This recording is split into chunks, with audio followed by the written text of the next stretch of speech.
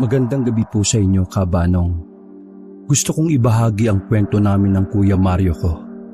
Itago niyo na lang ako sa pangalang Victor. Kaarawan ng Kuya Mario ko noon nang pagbabatuhin siya ng tatay ko ng planggana, balde at kung ano-ano pa.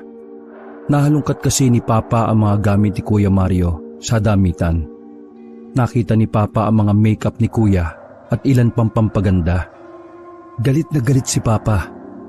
Kulang na lang ay patayin na niya si Kuya sa sobrang galit. Ayaw na ayaw kasi ni Papa sa mga bakla. Bakla kasi ang naging dahilan kung bakit namatay ang nanay namin. Mayroon kasing nakaaway na bakla si Mama noon sa isang piyesta. Hindi alam ni Mama na ang baklang yun pala ay isang mangkukulam. Kinulam ng bakla si Mama hanggang sa mamatay. Mula noon, pinangako ni Papa na lahat ng bakla sa mundo ay kakamuhian niya. Pa, tama na yan. Kawawa naman si Kuya oh. Birthday pa naman niya ngayon. Walang pakialam si Papa sa akin. Sige pa rin siya sa hila ng buhok ni Kuya at nilublub pa sa drum na may tubig. Yan! Yan ang nararapat sa mga baklang katulad mo! Nilulunod! Mga salot kayo! Naiinis ako noon kay Papa. Hindi ko kasi matanggap na gano'n ang mga tingin niya sa katulad ni Kuya. Ilang beses kong tinangkang awatin si Papa, pero maging ako ay nasampal lang din. Alam mong bakla ang pumatay sa nanay mo, tapos magbabakla ka rin? Wala ka ba talagang utak, Mario? Pader, ano magagawa ko? Hotdog ang gusto ko at hindi tahong ni Carla. Hingal na hingal si Kuya nung mga sandaling yon, pero nilublob siya ulit sa tubig. Wala akong pakialam. Basta hanggat nandito ka sa akin, ayaw ko ng bakla. Magpakalalaki ka kung gusto mong tanggapin kita at kung gusto mo pang mabuhay. Ayaw ko ng mga salot sa pamamahay ko. Nang bitiwan ni Papa si Kuya, ay dali-daling nagtago siya sa likuran ko. Nanginginig at takot na takot. Victor, Father will kill me. I'm scared. Magtago ka ba dyan sa likod ng kapatid mo? Mag-untugin ko kayong dalawa eh. Pa, bakit ba hindi na lang natin hayaan si Kuya sa gusto niya? Hindi naman siya masamang tao eh. Mabuti naman siya. Maayos na nagtatrabaho sa munisipyo. Nakakapagbigay ng tulong sa atin. Inuuna ang pamilya kaysa sa sarili. Ano pa bang wala sa kanya? At bakit hindi niyo siya kayang tanggapin? Kung nag-iisip ka, Victor, hindi mo na yan dapat itatanong sa akin. Kaso, isa ka rin tanga eh. Bakla ang kumulam sa nanay niyo. Ilang beses ko bang ipapaalala? Bakla! Kapag nakikita ko ang baklang yan, naalala ko kung paano nahirapan ang nanay ninyo. Kung ayaw mo akong makita, edi close your eyes. O kita mo? Sirauli yung baklang yan eh. Nasa aktong lalapit na sana si Papa, kaso bigla siyang nakaramdam ng pagkahilo. Umatake na naman kasi ang high blood niya. Ganoon ang nangyayari sa kanya kapag sobra siyang nagagalit. Hayaan mo ko. Mabuti pang mamatay ako kaysa makasama ang kapatid mong bakla na yan. Hinawi pa ni Papa ang kamay ko. Habang si Kuya Mario naman sa likuran ko, ay naririnig ko na lang na umiiyak. Kahit nahihilo, ay naglakad na lang palabas ng bahay si Papa. Ay nako, ikaw naman kasi. Sinabihan naman kasi kita na itago mo yung mga gamit mo sa ligtas na lugar. Nalaman tuloy niya. Nakita tuloy ni tatay. Matagal ko nang alam na bakla ang kuya ko, Kabanong. Second year college pa lang siya, ay may ideya na ako nang minsang makita kong may cutic sa bag niya. Bakit ba ganon si Papa? Kahit na ano sigurong gawin kong kabutihan, wala rin siyang pagpapahalaga sa akin eh. Kuya, may mga ama talaga na katulad ni Papa na hindi kayang tumanggap sa mga katulad mo. Sila na yun eh. Makikitid ang utak nila. Ang kailangan mo lang gawin ay magpakabuti sa sarili mo. Nang sa ganun makita niyang halaga mo balang araw. Gusto ko nang umalis sa bahay na ito. Lilipat ako ng Tanza. Ano? Iiwan mo ako rito? Di sumama ka. Paano si Papa rito? Sino bang mas mahalaga? Ako o siya?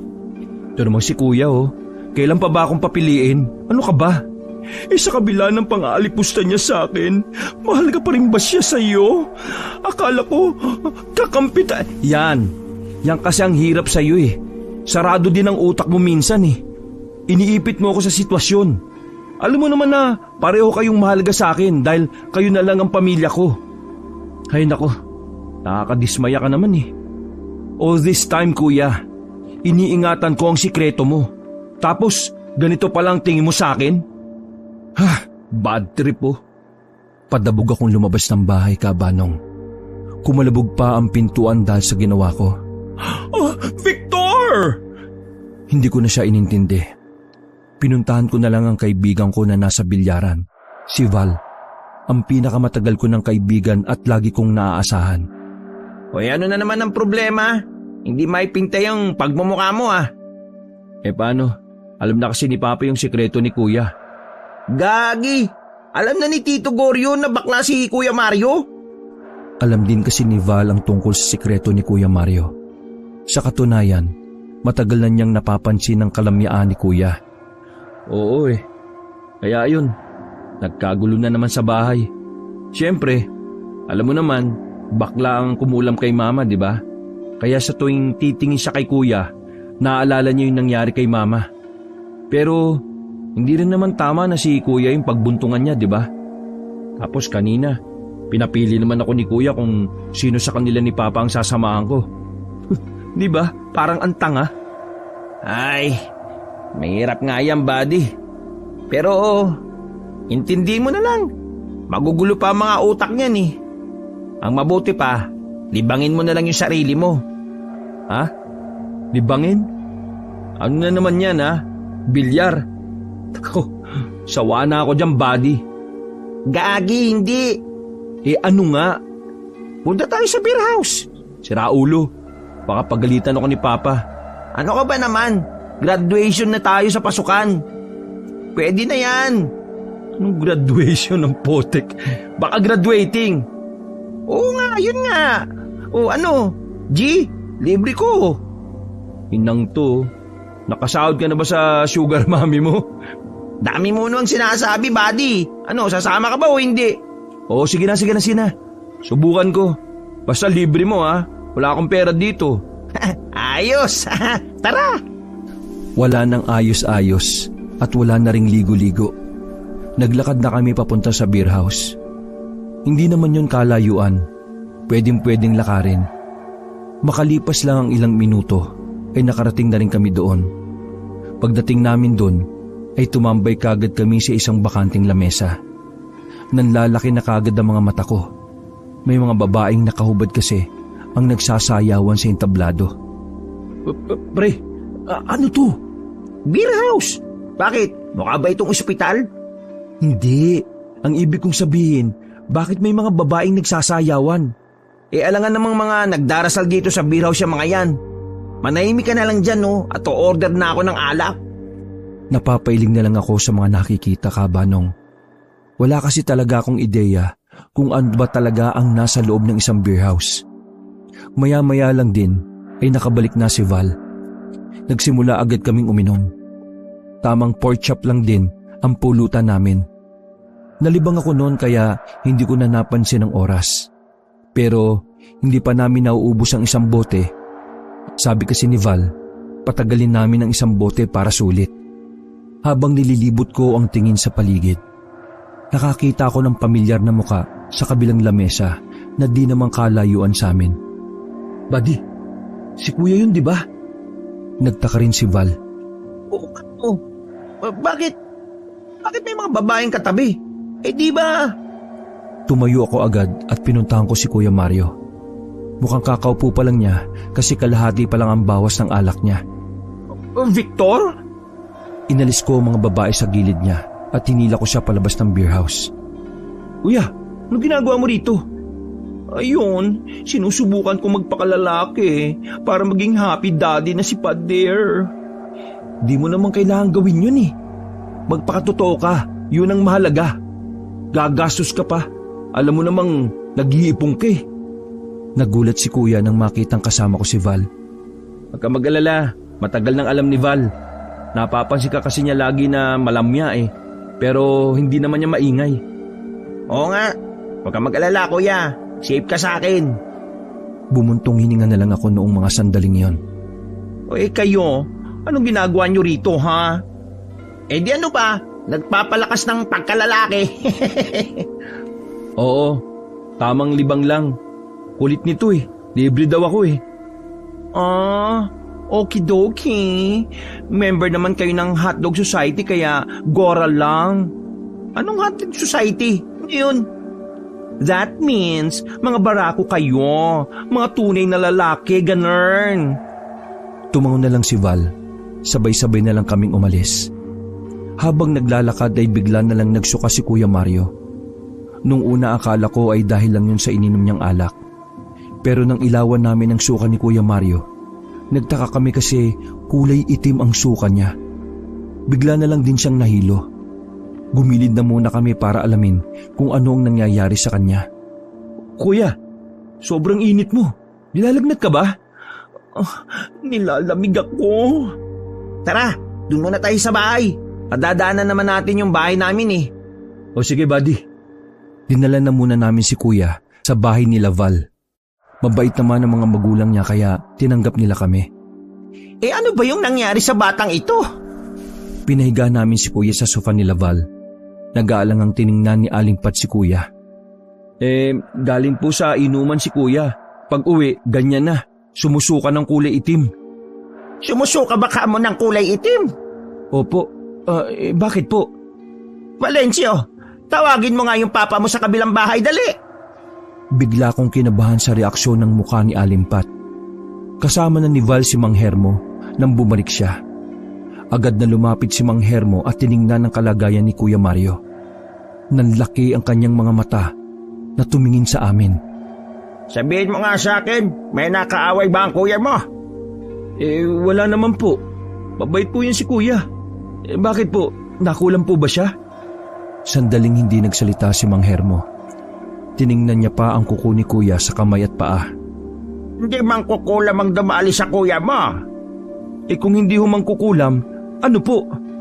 Parang nagdadalawang isip na sabihin sa akin ni Mang Hermo ang nalalaman niya. Pero pinilit ko siya kaya kalaunan ay napaamin ko rin siya. Victor, ang kuya mo, nahipo ng aswang. Natameme ako sa sinabi ni Mang Hermo. Yun kasi ang unang beses na nakarinig ako ng tungkol sa aswang. Ang uso kasi sa lugar namin noon, Kabanong, ay mga kulam lang. Sandali po. Aswang? Paano po mangyayari yun? Lahat ng aswang ay may daladalang negatibong enerhiya. Kapag sila ay nakaanyong tao, nagagamit nila yon para makapagbigay ng sakit sa kanilang gustong biktimahin. Kailangan niyang magamot sa lalong madaling panahon. Nagtatayuan ng mga balihibo ko noong mga oras na yon, Kabanong. Para bang may kung anong yumayakap sa akin na malamig. Pagtingin ko kay Kuya Mario, nakabaluktot na siya sa sobrang lamig. Mga ilang sandali lang ay nagsusuka na naman siya ng kulay itim na likido. Noong mga sandaling yon ay nagsimula ng mataranta sila Mang Hermo at Aling Pat. Agad na kinontak ni Tito Hermo ang kakilala niya raw na di umano na albularyo. Samantala, habang naghihintay kami, ay pinunasan namin si Kuya Mario ng maligamgam na tubig na may suka. Napakainit ng kanyang katawan. Hindi rin namin siya makausap dahil wala siyang malay. Ang bilis din ng tibok ng puso niya, pati yung sa palapulsuhan. Tito Hermo, matagal pa ba? Baka mapano na si Kuya. Parating na. Hintay na lang natin. Halos nasa 20 minutos na kaming naghihintay saka dumating yung isang lalaki. Nasa edad 50 na yata. Maputi-puti na rin ang buhok pero malakas-lakas pa naman. Marami siyang dala na kung ano-ano. Kabilang na roon ang mga nakasabit sa kanyang katawan. Siya ang kilala kong albularyo, si Eddie. Agad na hinawakan ni Eddie ang palapulsuhan ng kapatid ko. Tiningnan niya rin ang mata at maging ang mga kuko nito sa paa at kamay. Ano pong palagay ninyo? Kung ito ay sumusuka ng likidong kulay itim at nangingitim din ang kuko nito, nadali ito ng aswang. Bakit ba nila ginagawa yon? Mabuti namang tao si Kuya. Wala siyang inaway. May 3 dahilan. Marahil may inggit o galit sila sa tao. Pangalawa, gusto nilang kainin ang laman loob ng kuya mo. Kapag ang isang tao kasi ay may sakit, ang laman loob nito ay mabango para sa kanila. At ang pangatlong dahilan, baka may nakakagustong aswang sa kapatid mo. Paraan ng mga aswang para muli nilang matagpuan ang lokasyon ng natitipuhan nila ay nilalagyan nila ito ng sakit. Ano po? Ano pong kailangan natin gawin? Huminga ng malalim si Eddie. Hindi nagagamot ng medisina ang ganitong sakit. Buti at tinawag niyo ako, Hermo. Kumuha ka ng tawas, magpausok ka. Pahingi na rin ako ng pinakuloang bawang. Pakipatay ng lahat ng ilaw kapag natapos ko na ang pagdarasal na gagawin ko. Sige, masusunod. Tahimik lang kaming dalawa ni Val nung mga sandaling yon. Nasa gilid lang kami at nakikinig lang sa pagdarasal ng albularyong si Eddie. Mga ilang sandali lang din ay naibigay na rin ni Tito Hermo ang lahat ng kailangan. Pagkatapos magdasal ay pinatay na rin ang lahat ng ilaw. Naamoy ko na lang bigla ang singaw ng nilagang bawang. Wala akong ideya kabanong kung ano ang ginagawa ni Mang Eddie kay Kuya. Nagtiwala na lang din ako sa kanya. Nang buksan na nila ang ilaw, napansin ko na nawala na ang pangingitim ng kuko ni Kuya Mario ko. Pawis na pawis si Kuya. Para siyang binuhusan ng tubig. Pero kapansin-pansin na medyo umaliwalas na ang kanyang muka. Mang Eddie, kumusta po yung kapatid ko? Tumango-tango siya bago nagsalita. Nasa maayos na kalagayan na ang kapatid mo. Mawawala na ang lagnat na ibinigay sa kanya ng aswang. Pero hindi ko malaman o makita sa kanya kung sino ang aswang na gumawa nito. Blanco sa vision ko. Pero ang mahalaga po ligtas na si Kuya. Hindi. Mahalaga rin na malaman kung sino ang aswang na yon. Dahil maaari pa itong maulit kapag hindi natin natuklasan kung sino ang aswang. Pero paano naman natin malalaman kung sino ang gumawa niya sa kuya niya? Yun pa ang aalamin ko. Kaya kapag may naalala kayo o napansin na hindi parang karaniwan, sabihin nyo kagad sa akin. Sa ngayon, kailangan ko na munang umalis. May gagamutin pa ako sa kabilang sityo.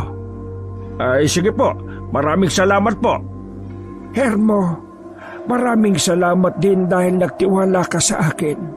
Isa ka talagang mabuting tao. Kahit pa umalis ka na sa samahan, patuloy ka pa rin hindi nakakalimot. Sige, maulan ako. Pag-alis ni Mang Eddie ay saka nagsalita si Val. Dati kasing nag-aral ng pagka-albularyo si Papa, pero tinigil niya mula nang magbuntis si Mama sa akin. Tumango na lang ako at napangiti na lang din sa mag-asawa. Pinagtuunan namin si Kuya Mario na noong mga pagkakataong yon ay nawala na ang init ng katawan niya. Normal na rin ang tibok ng puso niya. Wala na rin ang pagkukulay itim ng mga kuko. Kuya, ayos ka na ba? Biglang dumilat si Kuya. Palingon-lingon sa paligid at saka bumangon ng marahan. Nasaan na Kesh? Nagulat si Kuya nang makita ang mukha ni Tito Hermo at Aling Pat. Huwag ka mag-alala, Kuya Mario. Alam na nila. Pero hindi sila magsasabi sa iba.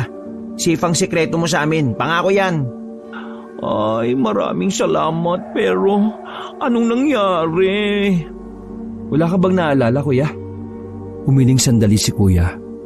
At kahit na anong pag-alala niya, wala siyang mabalikan sa isipan niya. Ang nakikita ko lang sa panaginip ko, isang babaeng maganda, tapos biglang pumangit ang mukha. Nakakatakot, parang halimaw. Kurak, monster. Then parang bet niya ako. Gusto niya makaget ng kiss mula sa akin. Ay, ano ba yan, Kadiri? Ayun lang naalala ko. Nagkatinginan kaming apat. Hinudyatan ako ni Tito Hermo na sabihin na kay Kuya kung ano ang nangyari sa kanya. Kasi Kuya, nadali ka ng aswang Naibuga ni Kuya ang iniinom niyang tubig. Buti na lang at walang natalsikan ni isa sa amin. No? Nadali ng aswang? Loka ka, wala naman akong matres, di ako majojontis, ano ka ba? Kuya naman hindi naman tanga ang aswang. Alam niyang wala kang pag-asang mabuntis, kaya ibang bagay ang gusto niyang makuha mula sa'yo. Ano? Wala naman akong yaman. Di hamak na princess working lang naman ako sa munisipyo. Basta, ang mahalaga ay magaling ka na. Magpasalamat ka kina Tito Hermo at Tita Pat. Kasi kung di dahil sa kanila baka baklang bangkay ka na. Ay, lubos po ako natutuwa sa inyong pagmamalasakit sa akin, Tito and Tita. And I thank you. Diyos ko, lumadlad na talaga. Tama yan, Kuya Mario. Ipakita mo kung sino ka. Nung mga sandaling yun, ay nagpaalam na rin kami sa kanila. Sobrang laki talaga ng pasasalamat ko sa mga magulang ni Val. Nainggit nga ako sa kanya kasi buti pa siya, may mabait na ama. Pag-uwi namin sa bahay ay naabutan naming lasing ang tatay namin. Nakatulog na siya sa gilid ng lamesa. Pero hindi na lang namin siya ginising dahil baka malintikan na naman si kuya. Pahinga ka na, kuya. Ako nang bahalang maglikpit dito sa kalat ni tatay. May pasok ka pa bukas, di ba? Oh, sige. Thank you, brother, ha? Isa-isa kong pinagdadadampot ang mga nakakalat na pulutan at bote sa lamesa. Nilinis ko ng mabuti para kinabukasan, hindi na magbunga nga pa si Papa. Pagkatapos sa mga ginawa ko, ay nagpahangin na muna ako sa tapat ng pintuan namin. Sa kalagitnaan ng pagpapapako ng Milo, may isang babaeng matangkad ang nakita ko sa kabilang parte ng daan. Sa tapat pa mismo ng bakuran namin. Nung una ay inakala kong tagaroon siya sa kabilang bahay. Pero sa tagal ko na siyang tinitingnan noon, napapansin ko na sa bahay namin siya nakatingin. Hindi ko lang gaanong maaninagan dahil madilim sa parting yon. Anong trip nitong taong to? Manikin ba to? Parang di kumikilos ah. Tumayo ako at nasa aktong lalapitan ko sana. Pero nakita ko ang babae na bigla na lang naglakad palayo. Hoy! Sinundan ko ang babae kung saan siya papunta. Aray ko, punyemas!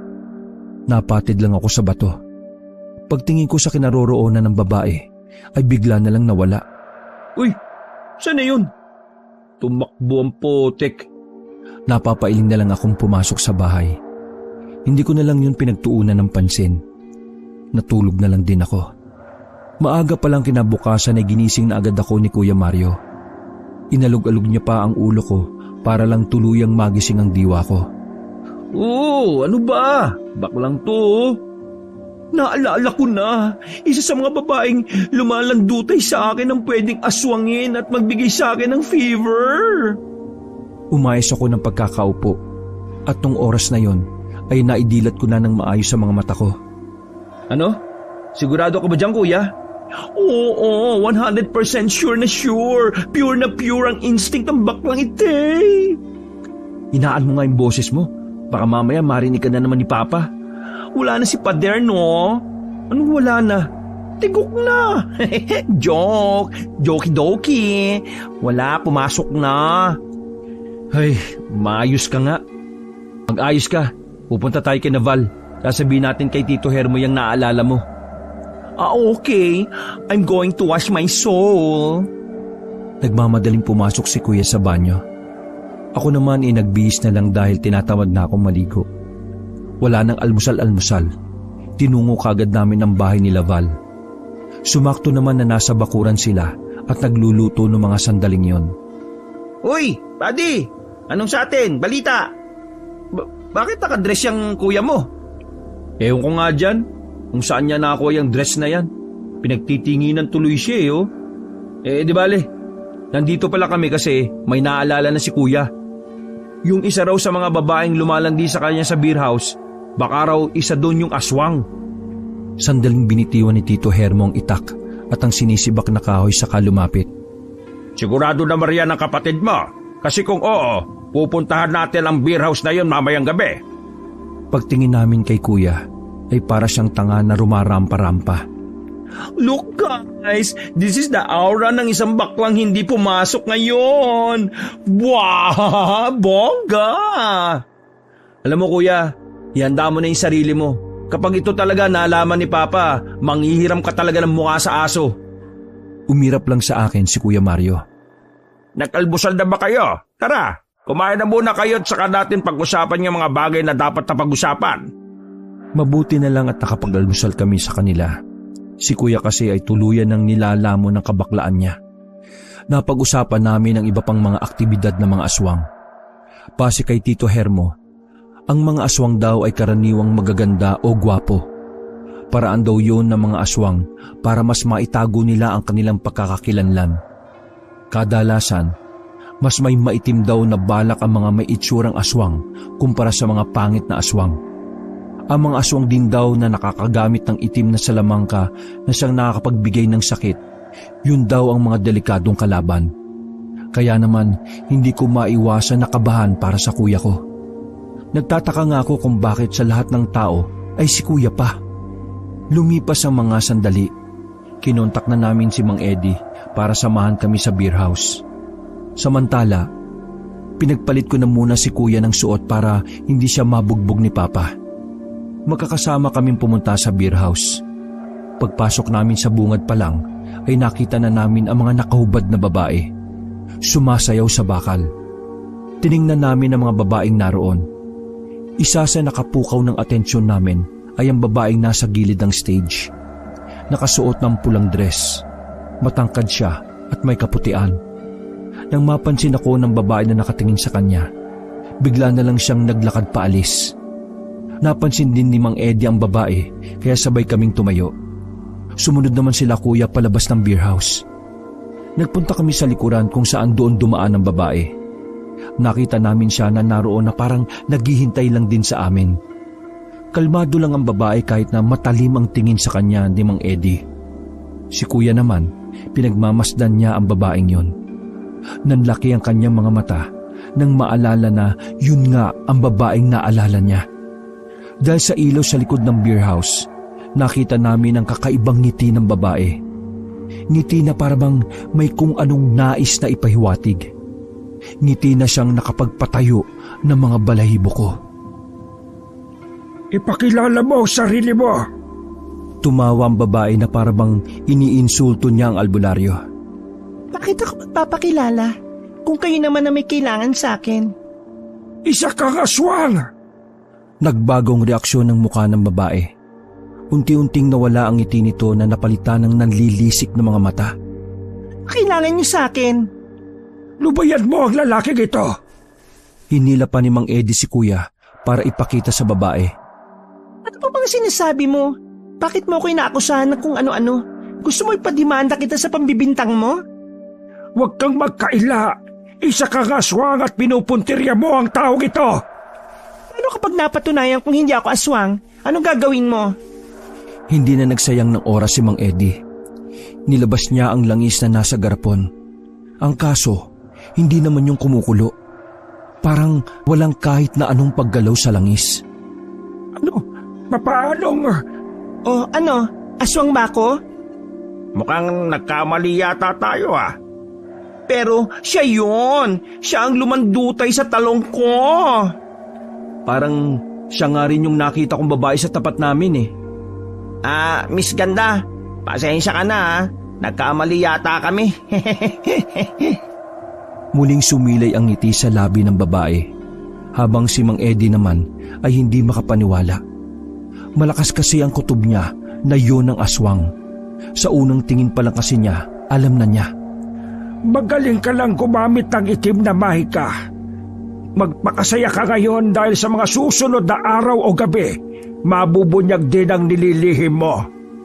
Ngumisi lang ang babae sa amin. Bago kami umalis, pinagmasdan ko muna siya mula ulo hanggang paa. Iba talaga ang dating niya para sa akin. Paglabas namin ng beer house, ay napag-usapan namin ulit yon habang naglalakad. Dismayadong dismayado ang albularyong si Eddie. Matapos noon, ay nagsiuwian na lang kami. Pagdating sa bahay ay naroon si Papa.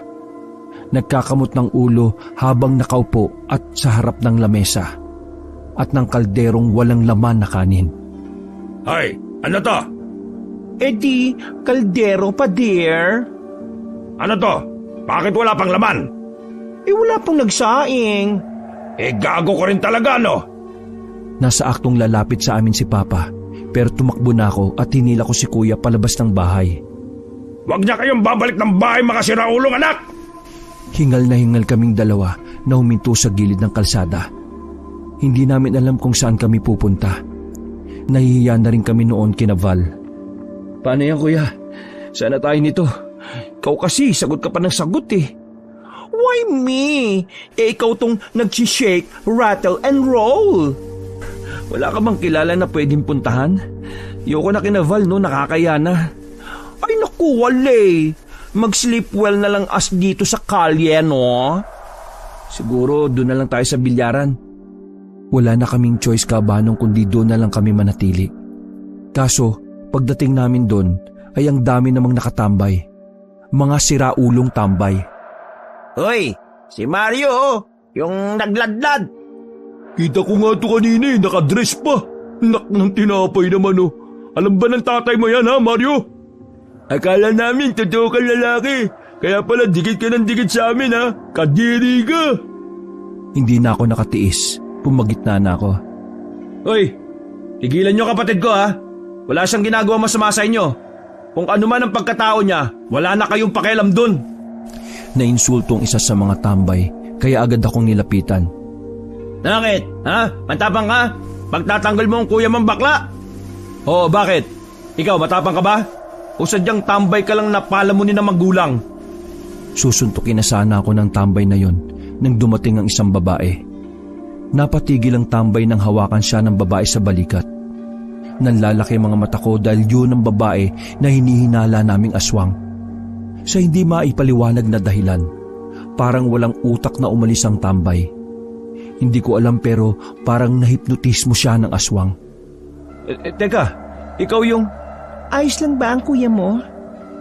Bongga! Superhero! Huwag ka mag-alala sa akin. Di tayo close. Diyos ko ka.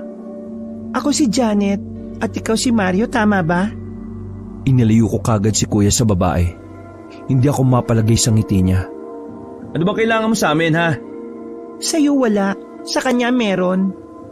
Malakit ang tingin niya kay Kuya Mario. Parang may gusto talaga siya sa kapatid ko. Ay, sorry girl. Di tayo talon, no? Di kita bet. Iyak. Wala akong pakialam. Makukuha kita kapag gusto ko. Kapag hindi ka manahimik, sisigaw ako rito na aswang ka. Parang naalarma ang mukha ng babae. Pero ngumiti ito ulit at saka nagpaalam. Mamaya, babalikan kita ha, sa bahay nyo. Basta Mario, akin ka lang. Akin ka. Tinakpan ko ang mata ni Kuya sa pag-aakalang dinadaan na siya sa hipnotismo. Naglakad na palayo ang babae. Kahit na umalis na siya, ay hindi pa rin nawawala ang kaba ko. Habang itong kapatid ko naman ay parang walang utak na kalmado lang. Kahit na alam naming mayayari kami ni Papa, umuwi na lang kami. Mas pinili na lang namin na mabugbog kaysa naman makuha ng babaeng aswang na yon ang bakla kong kapatid.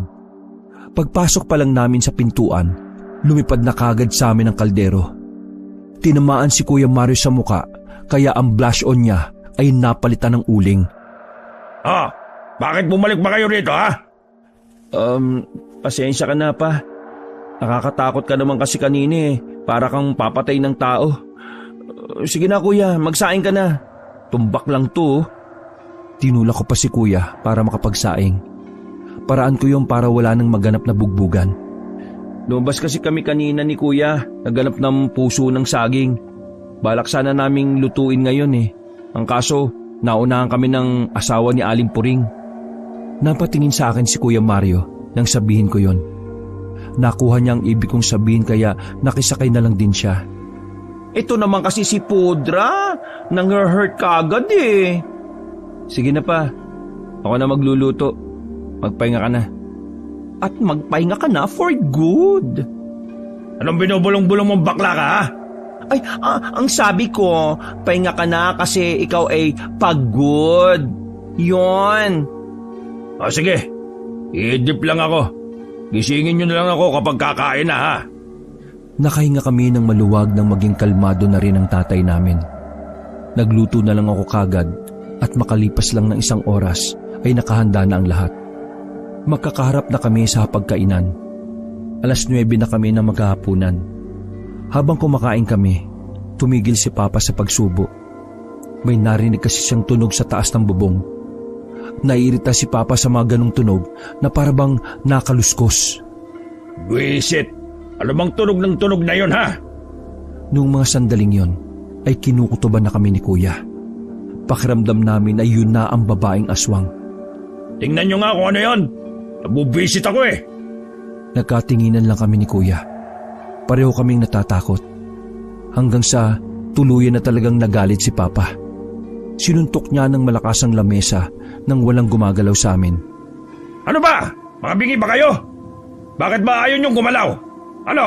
Gusto niyo basagin ko na lang yung bungo ninyo, ha? Nasa aktong papaluin na kami ng plato nang magkusang loob na si Kuya. Ako na nga lang. Kaloka naman, oh. Uy, Kuya! Tuloy-tuloy si Kuyang lumabas ng bahay. Buisit na baklang to talaga, oh. Wala pang 20 segundo ay sumigaw na kagad si Kuya sa labas. Sinamahan pa niya ng tili kaya lalong nang galaiti si Papa. Pagpasok ni Kuya ay agad siyang hinila ni Papa habang hawak ang kanyang batok. Ano bang problema mo, ha? Nakakairita yung tili mo eh. Ay, paano? May aswang! Napatigil si Papa sa pagsuntok sana kay Kuya. Nagsalubong ang kilay ni Papa habang matatalim pa rin ang tingin. Ano bang pinagsasasabi mo? Napatingin kaming lahat sa bubungan nang makarinig kami ng parang may naglalakad. Ayan, Pader! Yung nasa bubong! Aswang!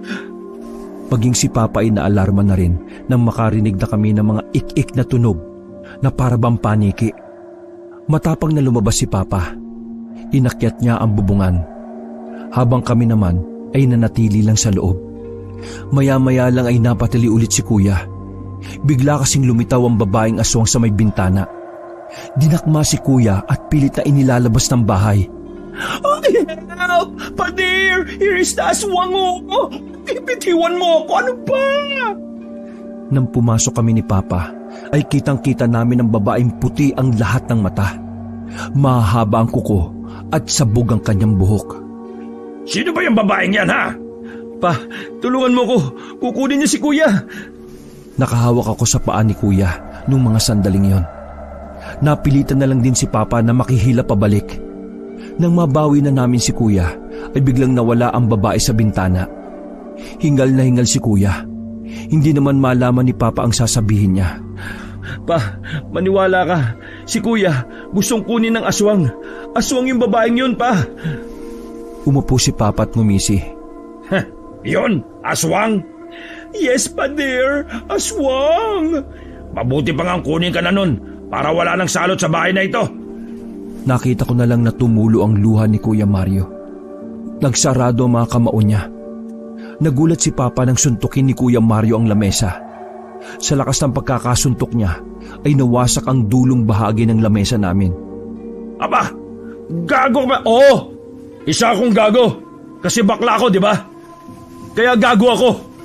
Bakit bang laki ng galit mo sa akin? To the point na wala kang pakialam sa akin kahit mamatay ako, ha? Ako bang pumatay kay Mama? Hindi naman, di ba? Ibang bakla ang pumatay kay Mama. Bakit kasi di mo na lang aminin na hindi yun ang totoong dahilan kaya ayaw mo sa akin eh? Kaya ayaw mo sa akin kasi bakla ako. Oo, ayaw ko sa'yo kasi bakla ka. Salot! Kahiyang ka sa imahe ko bilang haligi ng pamilyang to. Salot! Eh di magsuntukan tayong dalawa ngayon para malaman natin kung sino ang tunay na lalaki. Galit na sinakal ni Kuya si Papa at dinikit sa dingding. Sa lakas ni Kuya ay hindi ko siya mapigilan. Malaking tao si Kuya, maskulado siya, habang ang tatay naman namin ay saktuhan lang ang katawan. Mabuti na lang at nakapagpigil pa si Kuya noong mga sandaling yon. Hindi naman makapaniwala si Papa at gulat na gulat. Nanlalaki ang kanyang mga mata. Subukan mo pa akong alipustahin, ha? Kakalimutan kong tatay kita. Lumabas ng bahay si Kuya, pero agad din siyang bumalik, wala pang 10 segundo. O Kuya, bakit? Ano? May aswang pa pala sa labas. Bumuntong hininga na lang ako. Si Papa naman ay nakahawak pa rin sa leeg niya at hindi pa rin nagsasalita. Tulala lang siya sa baba. Sumilip ako sa labas. May babae pa rin nakatayo sa sulok ng bakuran namin. Tatawagan sana namin si Val, pero wala namang kaming mga load. Kaya ang ginawa ko, nagsindi na lang ako ng tela sabay hinagis ko agad sa labas. Base kasi kay Tito Hermo, takot din daw sa mga apoy ang mga aswang. Naging epektibo naman yun, Kabanong, nang makita kong umalis na lang ang babae. Napaupo na lang si Kuya Mario sa gilid. Tinapik-tapik ko na lang siya sa balikat. Noong mga sandaling yon, nakatingin sa amin si Papa. Sa sobrang shock niya, wala pa rin siyang masabi. Nang malaman nila Tito Hermo ang nangyari, ay hindi na sila nagsayang ng pagkakataon. Tinipon nila ulit kami sa mismong gabi ding yon. Noong mga oras din na yon, ay may daladalang bagong impormasyon si Mang Eddie. Isang impormasyon na makapagtuturo kung saan naglulungga ang aswang. Sa bakuran nila Tito Hermo ay nag-usap-usap kaming lahat. Sa ginagawa kong pag-trace ng lokasyon ng aswang, mula sa beer house ay nalaman ko kung saan siya lumalagi. Pero hindi ko alam kung doon siya nakatira. Pero ang mas maganda nito, puntahan na rin natin ngayon. Dahil nasisiguro ko na sa mga sandaling ito'y nagpapahinga na siya roon. Paano niyo po nalaman? Sigurado bang nandun talaga siya? Isinama ko ang aso ko. Nakakamoy siya ng aswang. Kaya naman sinundan namin ang amoy niya hanggang sa marating namin ang lugar na yon.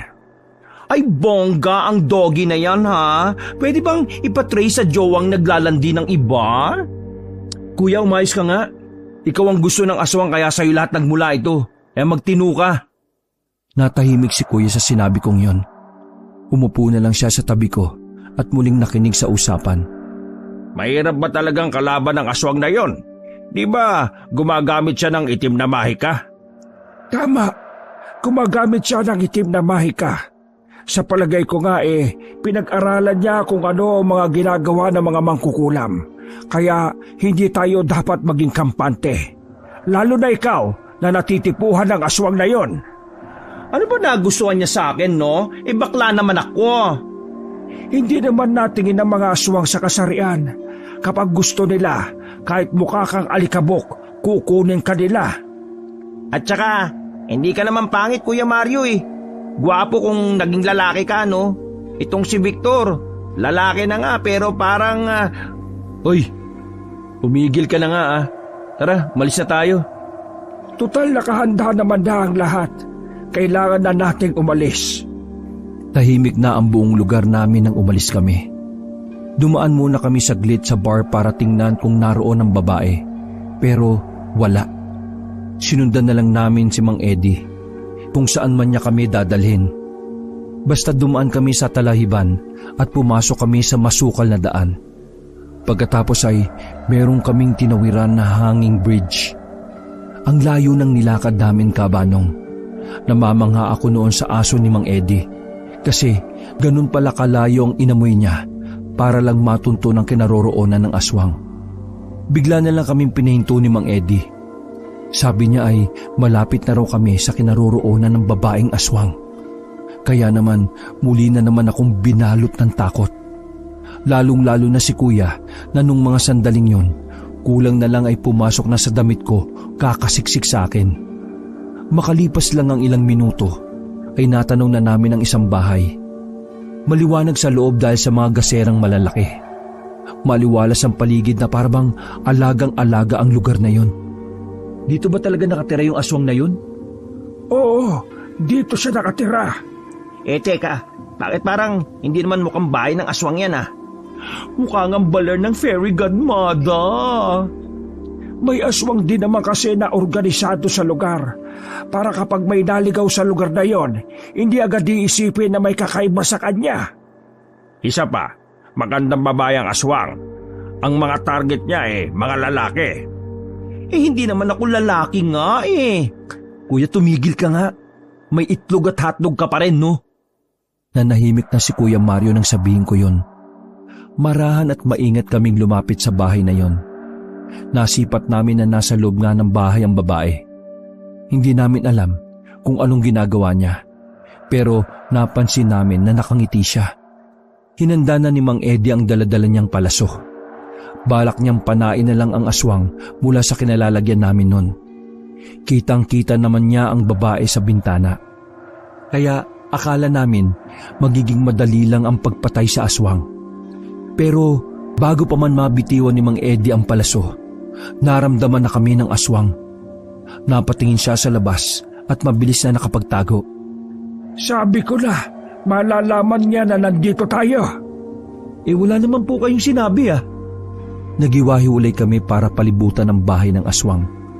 Nang makalapit na kami sa bahay, napansin namin na nawala na ang babae sa loob. Nagulat na lang kami nang lundagan niya si Mang Eddie at makalmot sa likod. Napunit pa ang damit ni Mang Eddie dahil sa ginawa ng aswang. Bagay na nakapagpataranta sa amin. Hinila ako ni Val palayo at nakasunod din naman si Kuya Mario. Habang si Tito Hermo at Mang Eddie naman ay naiwan sa tapat ng pinto. Hindi pa raw natatapos ang lahat dahil lumabas ulit ang aswang. Ang inatake naman niya ay si Tito Hermo.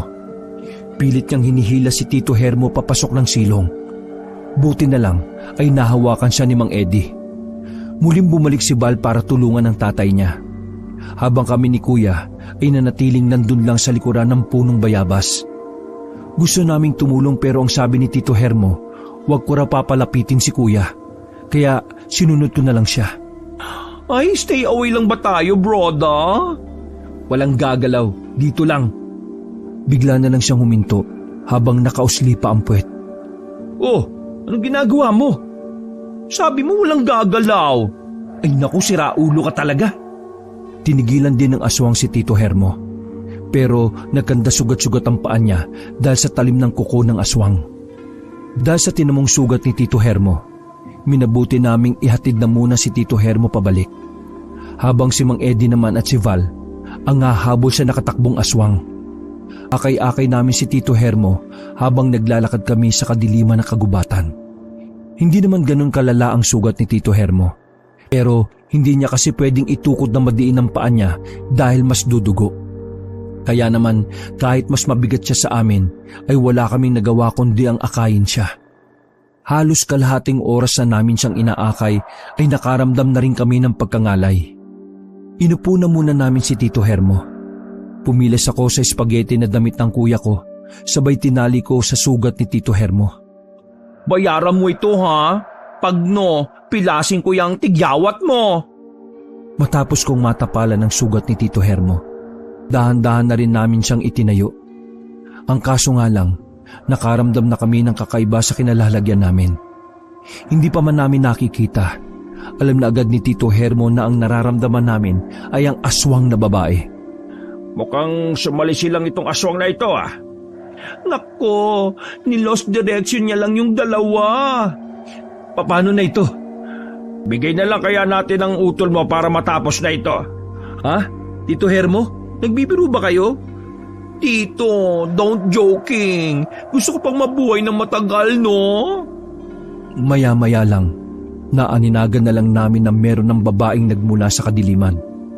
Pagtutok namin ng ilaw, bumungad sa amin ang babaeng nakangiti. Agad kong hinawi si Kuya Mario papunta sa likuran namin ni Tito Hermo. Bakit ba ayaw mong lubayan ng kuya ko? Bakla yan, oh. Hindi yan interesado sa tahong mo. Wala akong pakialam. Basta, gusto ko siya. Gustong gusto. Siya na ang gusto kong makasama habang buhay. Walang makakapigil sa amin. Hoy, tsaka.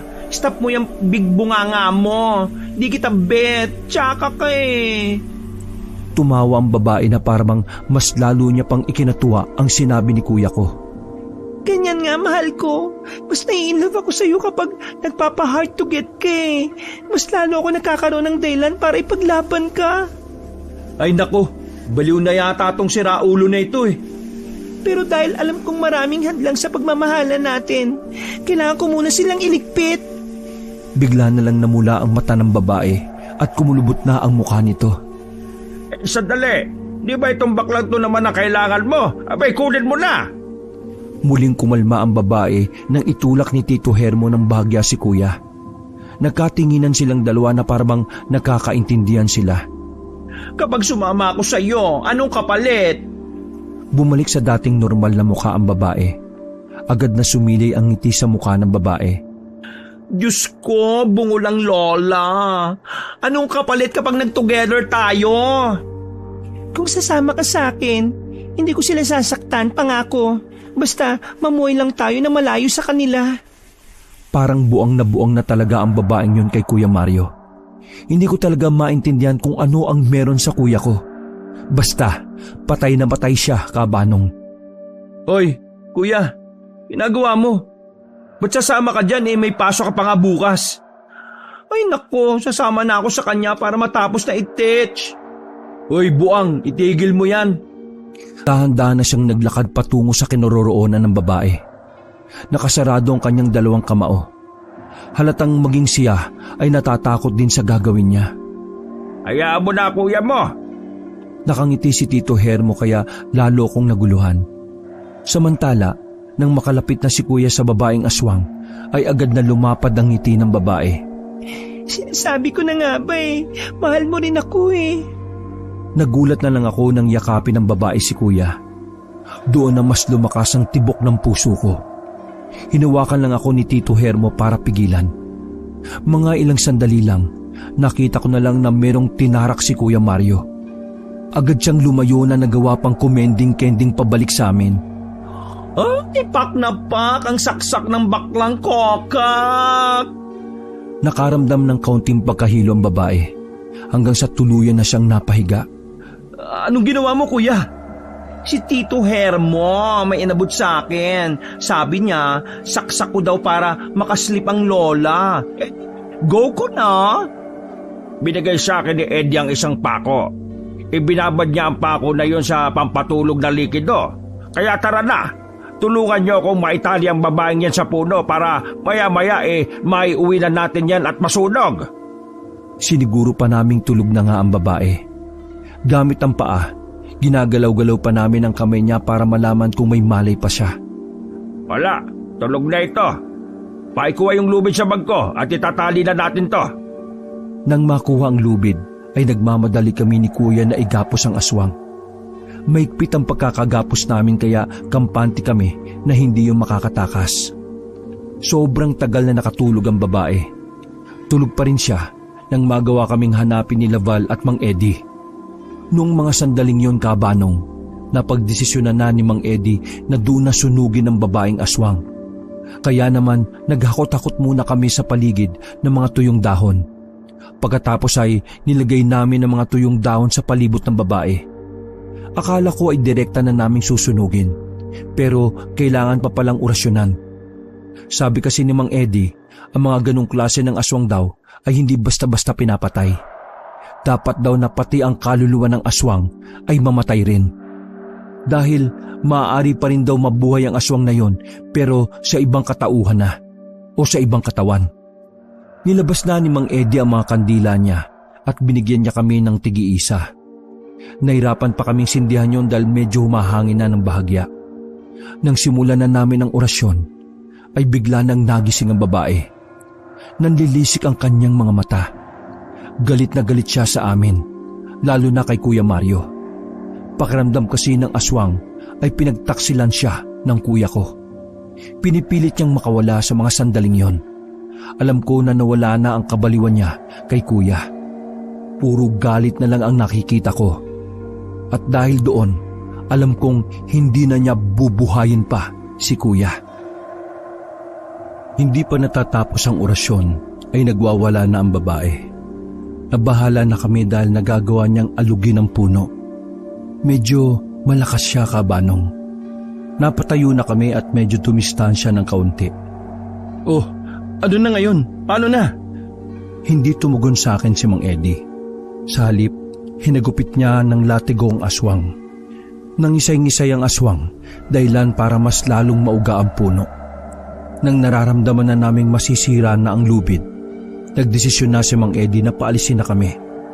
Sige na, umalis na kayo. Iwan niyo na lang ako dito. Ako na ang bahala.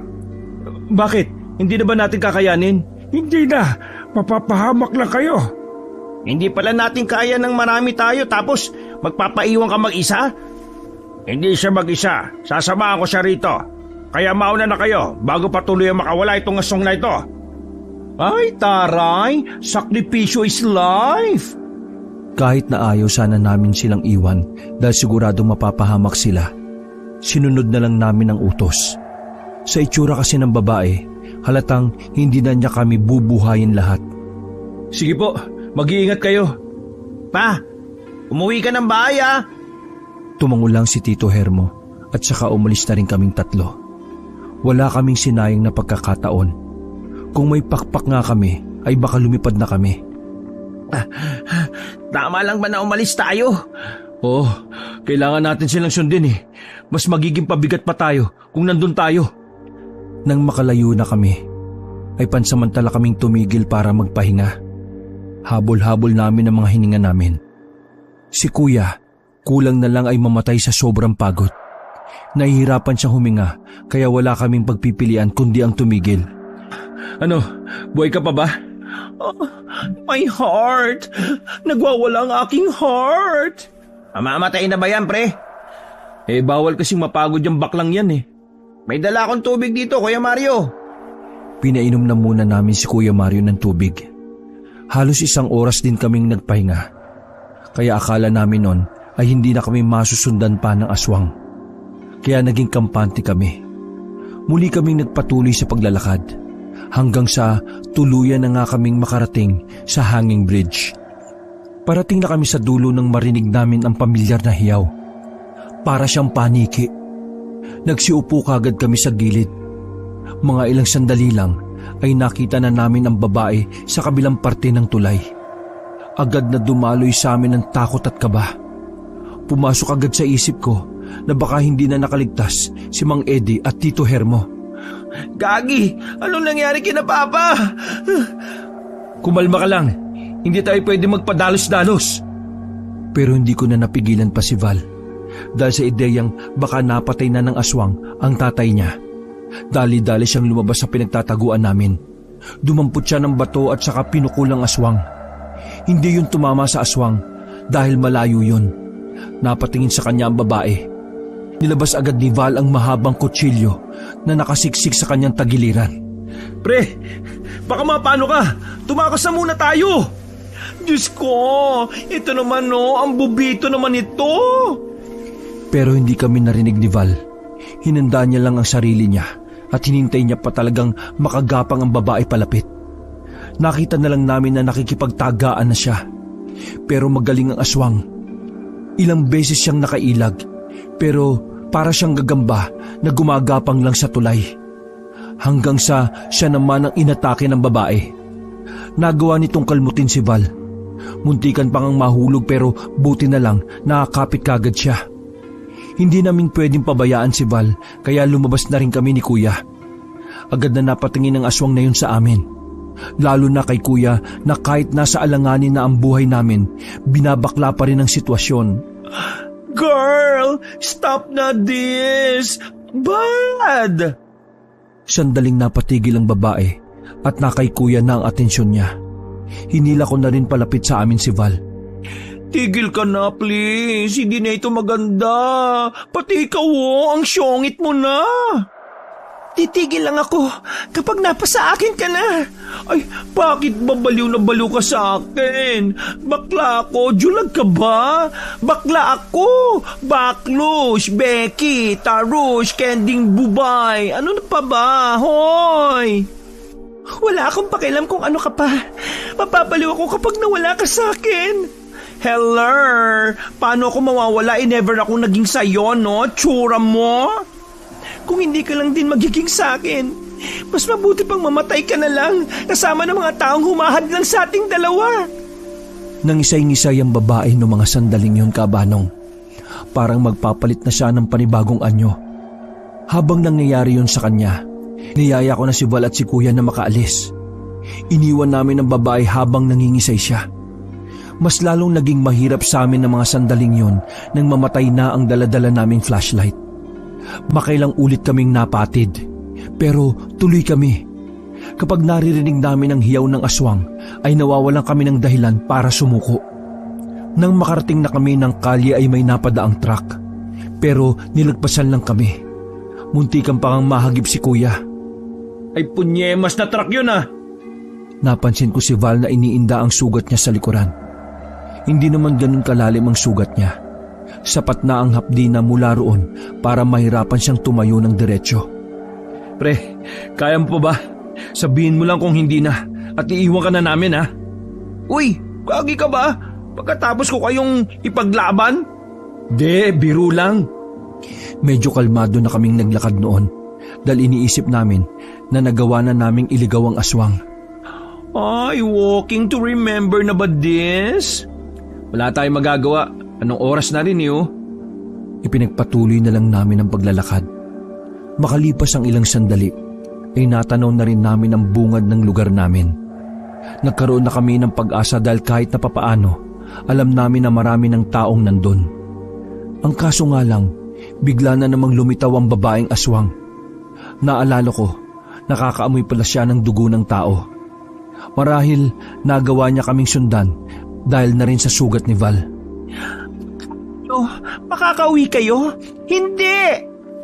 Nakaharang mabae sa kalye kaya hindi kami makadaan. Nung mga oras din na yon, Kabanong, ay mas malala na ang itsura niya. Mas pumayat siya at parang may mga umusling buto na sa ibang parte ng kanyang katawan. Hindi na rin namin maaninag ang mukha dahil parang nangitim. Ay, ang kulit mo. Follow is life ka pa rin ba? Jomba ginakayakin. Ha? Hindi na naituloy ni Kuya ang kanyang sasabihin nang lundagin siya ng aswang. Pumaibabaw sa kanya ang aswang at tangkang kakagatin siya sa leeg. Pero bigla na lang naging lalaki ang kilos ni Kuya. Bigla niyang hinawakan ang aswang sa leeg at tinulak ng malakas. Don't ka mag-listen sa akin ha? Ayaw mo talaga ha? Ayaw mo mag-listen?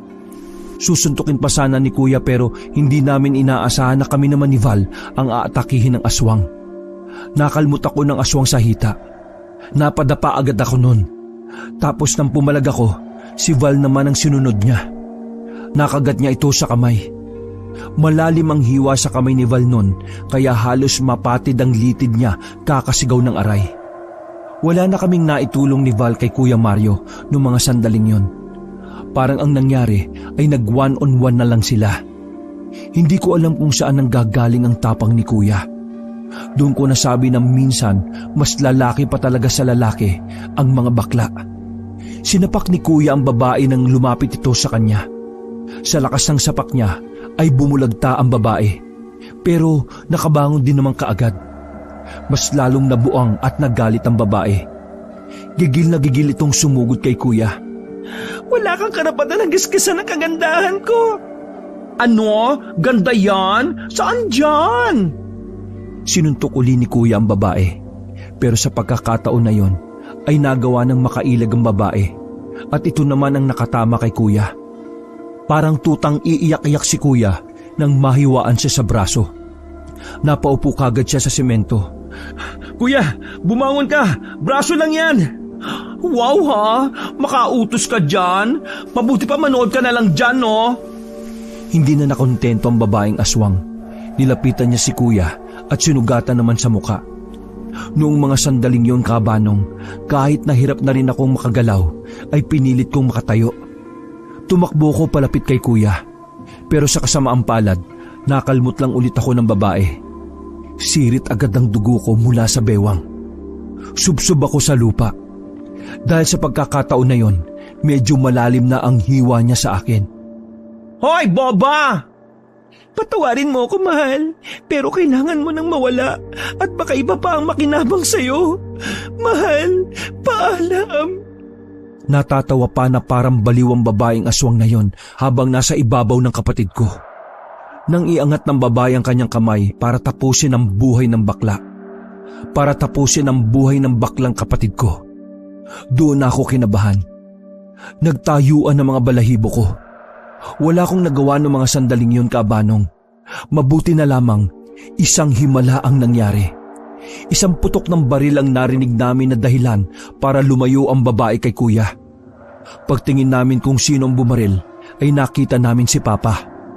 Hawak-hawak niya ang senyorita na baril na pamana pa sa kanya ng lolo namin noon. Lumayo ka sa anak ko! Bakla yan! Di kayo bagay! Galit na galit ang babae. Nasa aktong si Papa naman ang lalapitan niya pero muling nagpaputok si Papa. Tinamaan ulit sa katawan ng babae. Hoy! Pader! Bayani ang peg! Akala ko ba ang bading ay salot? Hindi siya pinansin ni Papa. Nakatuon lang ang atensyon ng tatay namin sa aswang na parang hindi naman tinatabla ng bala. Pakailamero ka! Hindi ko alam kung anong nilalang ka. Kung aswang ka man o hindi. Pero hindi ako papayag na patayin mo ang mga anak ko. Lalo na yung baklang yan. Di yan pwede mamatay kasi babawi pa ako dyan. Ha? Babawi? Pader naman. Bubuhayin mo ko para bugbugin mo na naman? Inutil ka talaga. Babawi, ibig kong sabihin, basta. Susubukan ko nang tanggapin yang kabaklaan mo. Ha? Pader naman eh. Parang maiyak ako sa sinabi ni Papa sa mga sandaling yun, Kabanong. Hindi ko inakala nagdarating ang ganitong pagkakataon. Natigil lang ang usapan nila nang gumapang na ang babae papunta kay Papa. Pero hindi nagpatinag ang tatay namin. Inasinta niya ang babae sa ulo at nang bahagya na itong makalapit sa kanya, doon na siya binaril ni Papa sa ulo. Isang putok lang yun pero bumulagta kagad ang babae. Hindi pa nakontento si Papa. Binaril niya ulit sa ulo para siguraduhin patay na ang babae. Malalalim na paghinga ang ginawa ni Papa pagkatapos nun. Walang sinayang na pagkakataon ng tatay namin at inakay na niya kami. Muntikan pa naming makalimutan na kasama pala namin si Val. Dinala kami ni Papa sa bahay. Isa-isa niya kaming inasikaso. Maya-maya, naalala namin na balikan ng bangkay ng aswang. Pero nang makarating kami, damit na lang ng babae ang naroon at sa loob noon ay isang patay na uwak. Kinaumagahan, nawala na rin ang pag-aalala ni Val. Nakaligtas kasi si Tito Hermo at ganun din si Mang Eddie. Samantala, kinuha ni Mang Eddie ang patay na uwak. Inilagay niya yon sa malaking garapon. Dinasalan niya yon para mamatay na raw ang kaluluwa ng aswang at hindi na makalipat pa sa ibang katawan. Mula nang matapos ang problema namin na yon, naging maayos na rin ang pakikitungo ni Papa kay Kuya Mario. Pero siyempre, hindi naman agad-agad ay okay na kagad kay Papa. Inuunti-unti niya. Naninibago pa rin siya dahil may anak siyang bakla. Pero ang mahalaga na lang sa akin, Kabanong, alam kong kalaunan ay matatanggap niya ng buo si Kuya. At dahil doon, nagkaroon na rin ako ng lakas ng loob para ipagtapat sa tatay namin na ako rin ay isang sirenang may itlog. Wakas.